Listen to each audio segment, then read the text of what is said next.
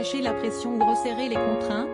L'Élysée se donne 8 à 10 jours pour en décider face à l'épidémie de Covid-19, dont les conséquences économiques et sanitaires continuent de faire rage. Cette nouvelle échéance a été évoquée ce vendredi 19 février lors d'une visioconférence avec des parlementaires de la majorité. Avec un taux d'incidence de 751, la situation à Nice jugée préoccupante, l'Élysée n'a pas confirmé, mais l'exécutif surveille de très près l'évolution de l'épidémie de Covid-19, en particulier la montée des variants plus contagieux, pour voir s'il peut éviter des mesures plus strictes comme un reconfinement. Celui-ci est toujours prôné par une partie des scientifiques.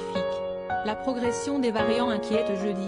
Le ministre de la Santé Olivier Véran a annoncé le passage de 7 à 10 jours de la période d'isolement pour les personnes contaminées, pour faire face aux risques posés par les nouveaux variants. L'isolement des personnes positives au Covid-19 allongé à 10 jours dès lundi. La progression de ces variants inquiète dans plusieurs régions, comme en Moselle, autour de Dunkerque, Nord, ou à La Réunion, pour laquelle le gouvernement a annoncé des moyens et mesures de restriction. De son côté, le porte-parole du gouvernement Gabriel Attal a estimé vendredi sur France 2 important que le couvre-feu à 18h reste en place et continue d'être respecté, car il a permis de stabiliser la situation sanitaire. 22 000 nouveaux cas, stabilisation certes, mais à un niveau encore très haut, avec plus de 22 000 nouveaux cas confirmés dans les dernières 24 heures et une tension toujours forte sur les hôpitaux.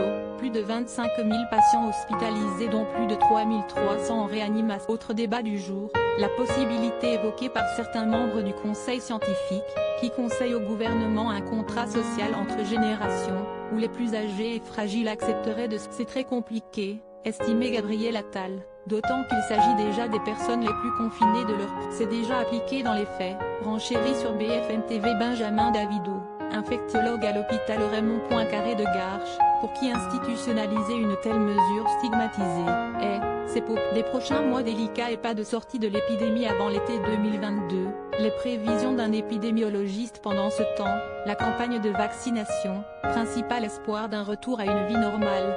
Après un démarrage très critiqué fin décembre, la France a passé jeudi la barre du million de personnes ayant reçu 2 doses et donc pleinement vaccinées contre le Covid-19. Près de 2,5 millions de personnes ont reçu au moins une